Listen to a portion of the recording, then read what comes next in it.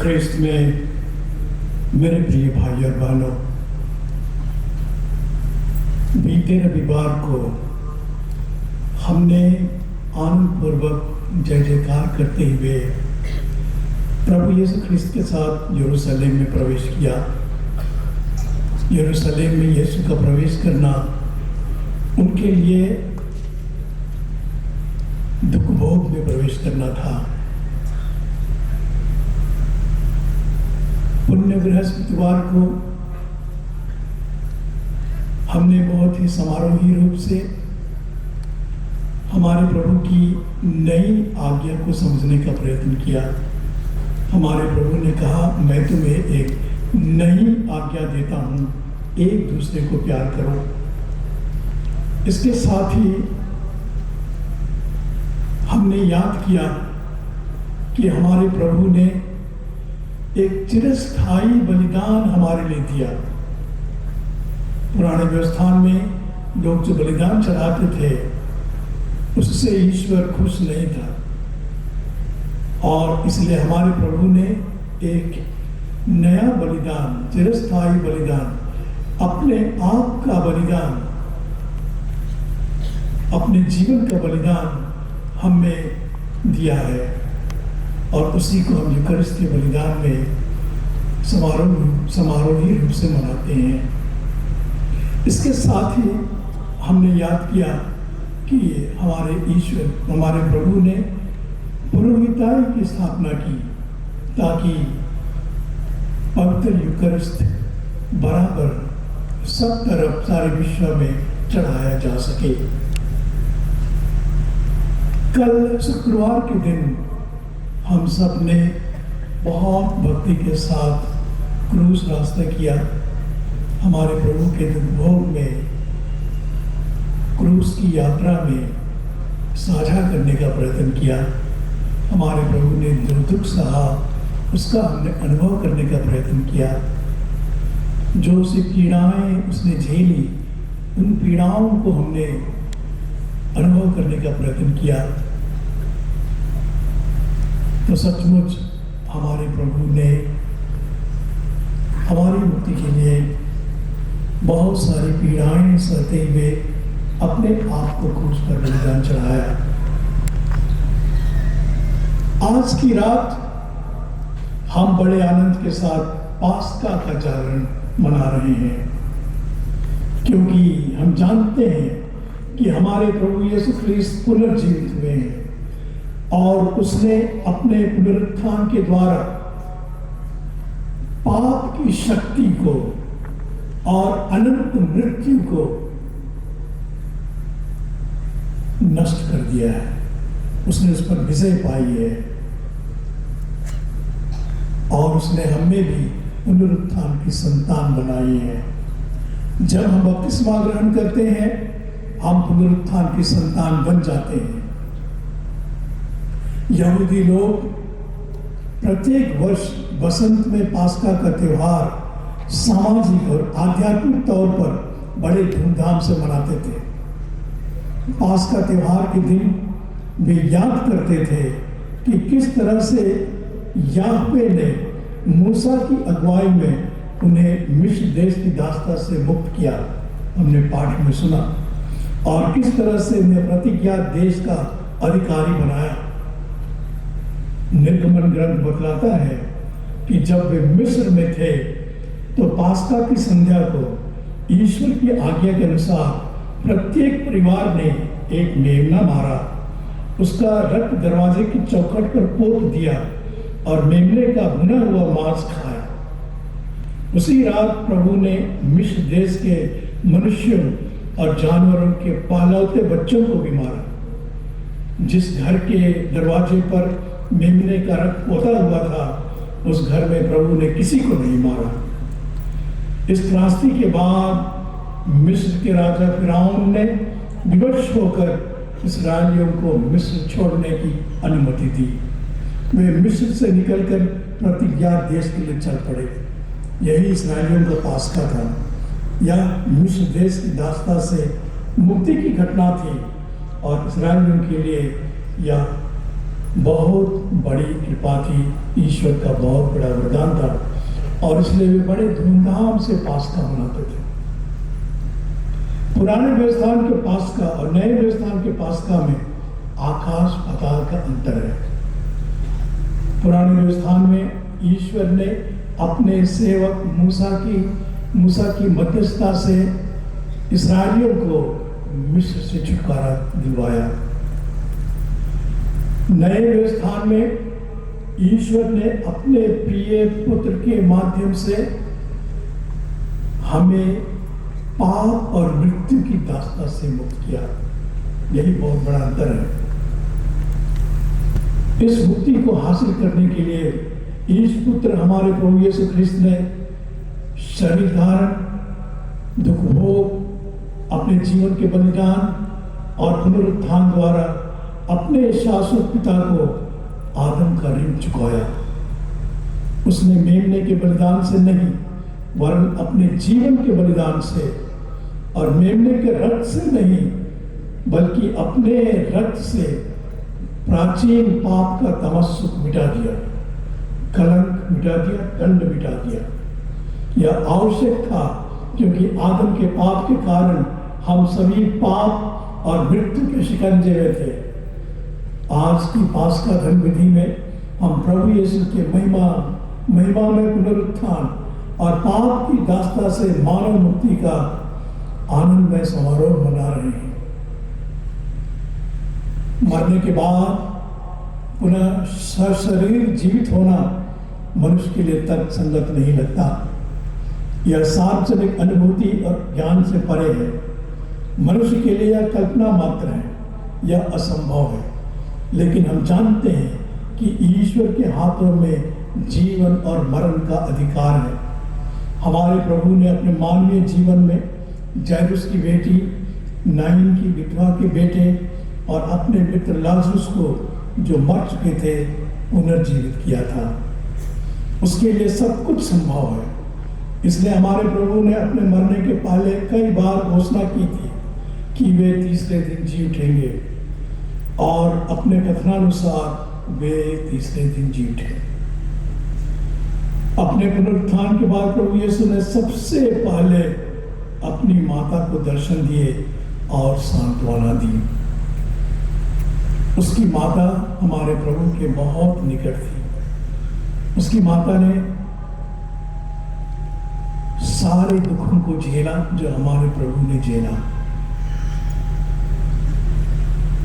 शारीरिक रूप से नहीं भी झेला होगा लेकिन आंतरिक रूप से, क्योंकि उसका हृदय और प्रभु का हृदय एक थे और जो हमारे प्रभु अनुभव करते थे उनके मन में, हृदय में, उसे माता मरियम भी अनुभव करती थी। और इसलिए प्रभु के मरने के बाद वह विषाद में डूबी थी, लेकिन उसको विश्वास था कि उसका पुत्र जी उठेगा, क्योंकि यह प्रभु की वाणी थी। और इसलिए हमारे प्रभु जो अपनी माता को प्यार करते थे, वे सबसे पहले अपनी माता से मिलने के लिए जाते हैं। और यह भी सोचिए कि हमारे प्रभु क्या है। हमारे प्रभु प्रकाश पुंज है, इसे समझिए। वे कहीं भी जा सकते हैं, उन्हें दीवार नहीं रोक सकती है, उन्हें कोई भी अड़चन नहीं रोक सकता है। वे कहीं भी जा सकते हैं और एक बार बहुत जगह भी जा सकते हैं, रह सकते हैं, एक बार बहुतों से मिल सकते हैं। ये हमारे प्रभु हैं। तो हमारे प्रभु ने सबसे पहले अपनी माता को दर्शन दिए, उसे सांत्वना दी। तत्पश्चात उसने मरियम मगदलेना को दर्शन दिए। उसके तुरंत बाद प्रेरित यूहन्ना और उसके भाई याकूब की माता मरियम तथा प्रेरित यूदस थदियुस और उसके भाई याकूब की माता मरियम को स्वर्गदूतों ने प्रभु के पुनरुत्थान का संदेश दिया। दिलचस्प बात यह है कि पुनर्जीवित प्रभु ने सर्वप्रथम महिलाओं को दर्शन दिए। ऐसा इसलिए हुआ क्योंकि महिलाओं के हृदय में यीशु के प्रति गहरा प्रेम था। गहरा प्रेम था। आप सोचिए, जब प्रभु यीशु गेत्सेमानी बारे में गिरफ्तार किए गए तो सब प्रेरित उन्हें छोड़कर भाग गए। इसके विपरीत धर्मी महिलाओं ने क्रूस के रास्ते पर यीशु का साथ दिया।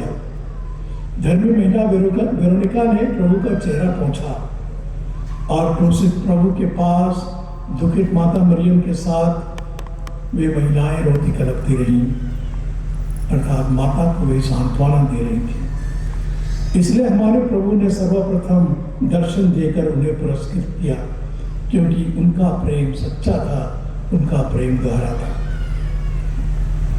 पुनरुत्थान के दिन संध्या समय अंतिम ब्यारी के कमरे में प्रेरितों के मध्य पुनर्जीवित और महिमान्वित प्रभु अचानक उपस्थित हुए। जैसे मैंने कहा, उनको दरवाजे से घुसने की जरूरत नहीं, वे जहां कहीं भी चाहते हैं वहां पहुंच सकते हैं।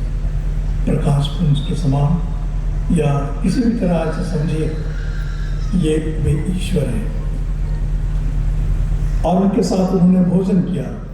उस वक्त प्रेरित थॉमस उनके साथ नहीं था। बाद में जब थॉमस और अन्य प्रेरित उनके साथ था तो यीशु ने पुनः दर्शन दिया। हमारे प्रभु की वह वाक्य याद कीजिए। उसने थॉमस से कहा, धन्य है वे जो बिना देखे विश्वास करते हैं। धन्य है वे जो बिना देखे विश्वास करते हैं। इसके बाद वे प्रेरितों को तिबेरियस झील के पास दिखाई दिए। इसी तरह पुनर्जीवित प्रभु ने एमाउस के 2 चेलों को दिखाई दिए। एमाउस के 2 चेले, वे हताश हो चुके थे।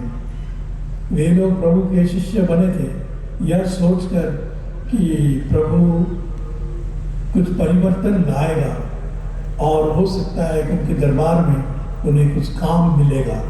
ऐसा सोचकर वे प्रभु के शिष्य बने थे, लेकिन हताश हो गए।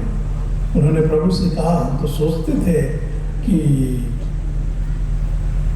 वो बड़ा नेता होगा और रोमियों को भगाएगा, लेकिन सब कुछ खत्म हो गया और वे घर जाने लगे।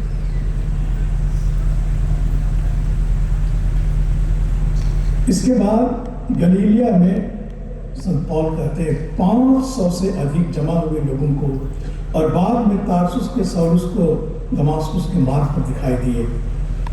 एक धर्मी महिला मरिया भक्तोरता को दिए गए रेवलेशन के अनुसार हमारे पुनर्जीवित प्रभु ने अपने शिष्य वेरोनिका, अपने मित्र लाजरुस और उसकी बहन मार्था और कई अन्य लोगों को उसने दर्शन दिए। प्रिय भाई और बहनों, पुनरुत्थान हमारे जीवन का महत्वपूर्ण और केंद्रीय सत्य है। पेंतेकोस्त के दिन पवित्र आत्मा से प्रज्ञा और साहस प्राप्त करके पेतरुस और अन्य प्रेरितों ने निसंकोच प्रभु के पुनरुत्थान का साक्ष्य दिया, क्योंकि उन्होंने पुनर्जीवित यीशु को अपनी आंखों से देखा, उसके साथ भोजन किया और उसके साथ बातचीत की, उसका स्पर्श किया। प्रेरित चरित्र अध्याय 7 में प्रभु के शिष्य स्तेफनुस की शहादत की चर्चा है। वचन कहता है, स्तेफनुस ने पवित्र आत्मा से पूर्ण होकर स्वर्ग की ओर दृष्टि डाली और ईश्वर की महिमा को और ईश्वर के दाहिने विराजमान यीशु को देखा, और वह बोल उठा, मैं स्वर्ग को खुला और ईश्वर के दाहिने विराजमान मानव पुत्र को देख रहा हूं। उसकी इस घोषणा के तुरंत बाद फरीसियों और शास्त्रियों ने उसे शहर से बाहर लेकर पत्थरों से मार डाला। संत पौलुस ने दमास्कुस के मार्ग पर प्रभु का दर्शन किया, उसका साक्षात्कार किया। वे भी प्रभु मसीह के जी उठने का साक्ष्य देते हुए कहते हैं, यदि मसीह पर हमारा विश्वास इस जीवन तक ही सीमित है, तो हम सब मनुष्यों में सबसे अधिक दयनीय हैं। वे आगे कहते हैं, मसीह सचमुच मृतकों में से जी उठे। जो लोग मृत्यु में सो गए हैं, उनमें से सबसे पहले वे जी उठे हैं। ख्रिस्त में मेरे प्रिय भाई और बहनों, पुनरुत्थान हमारे विश्वास और जीवन का आधार है। इसी से हमें आशा और शक्ति मिलती है। पुनरुत्थान पर विश्वास करके न केवल प्रेरितों ने बल्कि असंख्य ख्रिस्त अनुयायियों ने अपने जीवन की आहुति कर दी। वे या तो लहू गवाह बन गए या तो संत बन गए। इन सबों ने पुनरुत्थान पर आशा रखते हुए अपनी मानवीय शक्ति से परे आध्यात्मिक शक्ति प्राप्त की और आंतरिक और बाह्य चुनौतियों पर विजय पाई। हम याद करें कि बपतिस्मा के द्वारा हम पुनरुत्थान की संतान बन गए हैं। अतः हमारा भावी पुनरुत्थान हमारे विश्वास और जीवन का आधार है। इसी से हमें आशा और शक्ति मिलती है। हमारे प्रभु का दुख भोग, मरण और पुनरुत्थान ईश्वरीय प्रेम का सर्वोत्तम प्रमाण है। एक और इस प्रेम के लिए हम ईश्वर को धन्यवाद देते हैं, तो दूसरी ओर हम उसी प्रेम के अनुसार जीने का मतलब बांटते हैं। हमारी ऐसी उदात्त कामना ही वास्तव में प्रभु की सच्ची महिमा है और हमारे लिए सच्चा पास्का महोत्सव है। हम इन्हीं सब मतलबों के लिए प्रार्थना करें। मैं आप सबको पास्का की शुभकामनाएं देता हूँ। आमीन।